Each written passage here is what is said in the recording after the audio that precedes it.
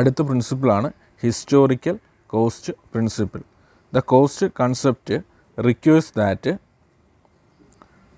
all assets are recorded in the books of accounts at their purchase price, which include cost of acquisition, transportation, installation and making the assets ready to use.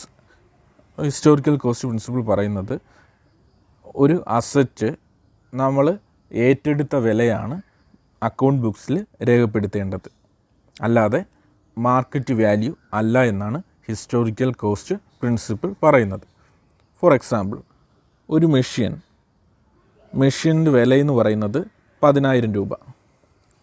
അത് 2,000 രൂപ ട്രാൻസ്പോർട്ടേഷനായി, അതുമായിട്ട് ബന്ധപ്പെട്ട് then ആ machine കൊണ്ടുവരുന്നതായിട്ട് ബന്ധപ്പെട്ട് then 1,000 രൂപ ആ machine പ്രോപ്പറായിട്ട് install ചെയ്യാൻ വേണ്ടിയിട്ട് നമ്മൾ കൊടുത്തു.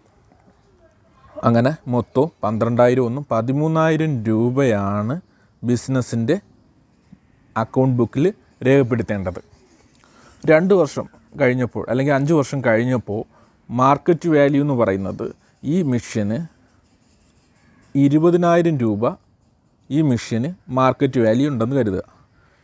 എന്നിരുന്നാലും നമ്മൾ അക്കൗണ്ട് ബുക്സിൽ രേഖപ്പെടുത്തേണ്ടത് ഈ 13,000 രൂപ തന്നെയാണ് എന്നാണ് ഹിസ്റ്റോറിക്കൽ കോസ്റ്റ് പ്രിൻസിപ്പിൾ പറയുന്നത്. അടുത്ത പ്രിൻസിപ്പിളാണ് dual aspect principle or duality principle എന്നൊക്കെ പറയും.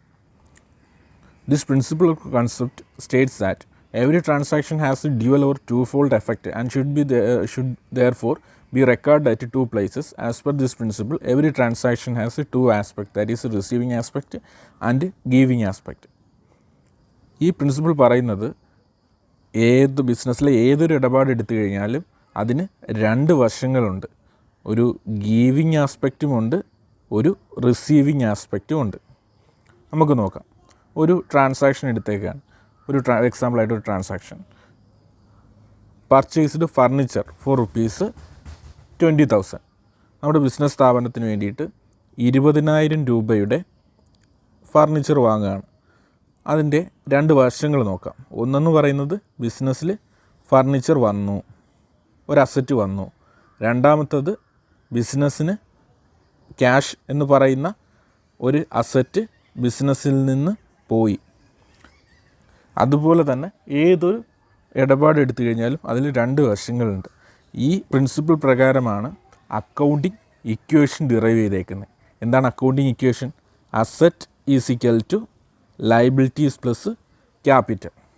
ഒരു ബിസിനസ് സ്ഥാപനത്തിൻ്റെ ലയബിലിറ്റിയും ക്യാപിറ്റലും കൂടി കൂട്ടി കിട്ടുന്നത് ആ ബിസിനസ്സിൻ്റെ ടോട്ടൽ അസറ്റ്സിന് ഈക്വൽ ആയിരിക്കും എന്നാണ് അക്കൗണ്ടിങ് ഇക്വേഷൻ പറയുന്നത്. Revenue recognition principle. എന്താ revenue recognition principle? Revenue is recognized when a sale is made or service is rendered to consumer whether it is cash sale or credit sale or instalment sale. അതായത് revenue ഒരു ബിസിനസ്സിൽ എപ്പോൾ രേഖപ്പെടുത്തണമെന്നാണ് revenue recognition principle പറയുന്നത്. ഒരു sale cash സെയിലോ credit സെയിലോ ആയിക്കോട്ടെ, ശരിക്കും എപ്പോഴാണ് ആക്ച്വൽ സെയിൽ നടന്നത് അതിനെ അടിസ്ഥാനമാക്കിയിട്ടാണ് അക്കൗണ്ടിങ് ബുക്സിൽ നമ്മൾ സെയിൽസ് എന്ന് പറഞ്ഞ് രേഖപ്പെടുത്തുന്നത്, അല്ലാതെ ക്യാഷ് കിട്ടുന്നതിനനുസരിച്ചിട്ടല്ല. ഫോർ എക്സാമ്പിൾ, ഇപ്പോൾ ക്യാഷ് മുൻകൂട്ടി ചിലപ്പോൾ കിട്ടും, അഡ്വാൻസ് ആയിട്ട് കിട്ടും, പക്ഷേ ആക്ച്വൽ സെയിൽസ് നടന്നിട്ടുണ്ടാവില്ല. അങ്ങനെയാണെങ്കിൽ ബിസിനസ്സിൽ നമുക്ക് സെയിൽസ് എന്ന് പറഞ്ഞ് രേഖപ്പെടുത്താൻ കഴിയില്ല. അതേപോലെ തന്നെ സെയിൽസ്, ക്രെഡിറ്റ് സെയിലിനെ സംബന്ധിച്ചിടത്തോളം സെയിൽസ് നടന്നിട്ട് കുറച്ച് മാസങ്ങൾ കഴിഞ്ഞിട്ടായിരിക്കും ക്യാഷ് കിട്ടുന്നത്.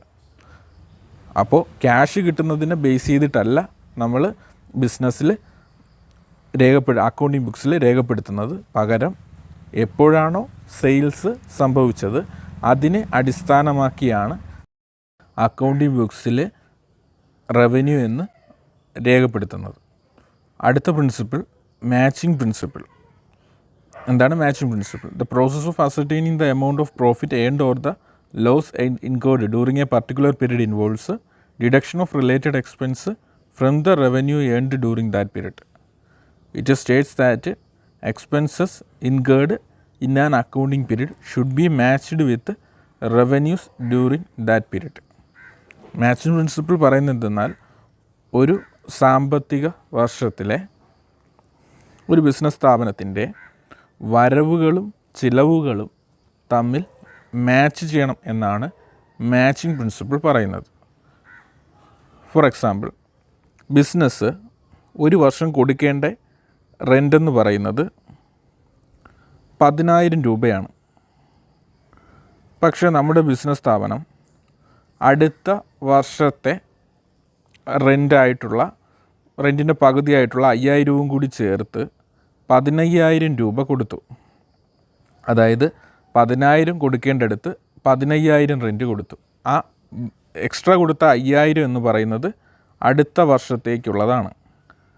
അങ്ങനെയാണെങ്കിൽ നമ്മുടെ ഫിനാൻഷ്യൽ സ്റ്റേറ്റ്മെൻറ്റിൽ അല്ലെങ്കിൽ നമ്മുടെ നഷ്ടം കാണിക്കുന്ന അല്ലെങ്കിൽ വരവ് ചിലവുകൾ കാണിക്കുന്ന സ്റ്റേറ്റ്മെൻറ്റിൽ 10,000 മാത്രമേ കാണിക്കാൻ പാടുള്ളൂ.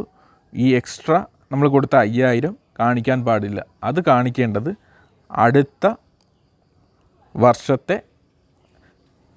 ചിലവായിട്ടാണ് ഈ 5,000 കാണിക്കേണ്ടത്. ഈ വർഷത്തെ ചിലവ് 10,000 തന്നെയാണ് എന്നാണ് മാച്ചിങ് പ്രിൻസിപ്പിൾ പറയുന്നത്.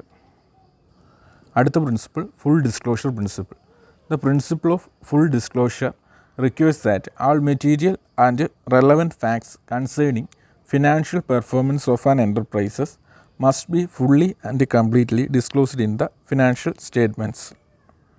ഈ പ്രിൻസിപ്പിൾ പറയുന്നത് എന്തെന്നാൽ ഒരു ബിസിനസ് സ്ഥാപനത്തിൻ്റെ പ്രധാനപ്പെട്ട എല്ലാ സാമ്പത്തിക വിവരങ്ങളും അത് ഫുള്ളായിട്ട് തന്നെ കാണിച്ചിരിക്കണം എന്നാണ് ഫുൾ ഡിസ്ക്ലോഷർ പ്രിൻസിപ്പിൾ പറയുന്നത്.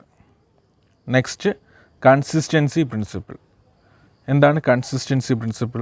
Accounting policies and practices adopted must be consistent for a relative reasonable period of time.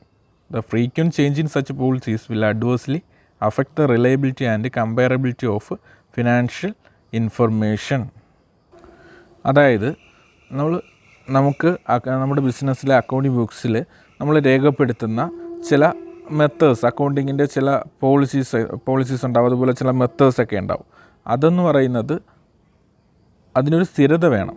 ഇടയ്ക്കിടയ്ക്ക് നമ്മൾ ആ മെത്തേഡ്സ് ചേഞ്ച് ചെയ്തുകൊണ്ടിരുന്നു കഴിഞ്ഞാൽ ഒരിക്കലും നമ്മുടെ സാമ്പത്തിക വിവരങ്ങൾക്ക് ഒരു വിശ്വാസ്യതയോ അല്ലെങ്കിൽ ഇതുപോലുള്ള മറ്റൊരു ബിസിനസ് സ്ഥാപനത്തിൻ്റെ ഫിനാൻഷ്യൽ സ്റ്റേറ്റ്മെൻറ്റുമായിട്ട് നമ്മുടെ സ്ഥാപനത്തിൻ്റെ ഫിനാൻഷ്യൽ സ്റ്റേറ്റ്മെൻറ്റ് കമ്പയർ ചെയ്യാനൊന്നും കഴിയില്ല.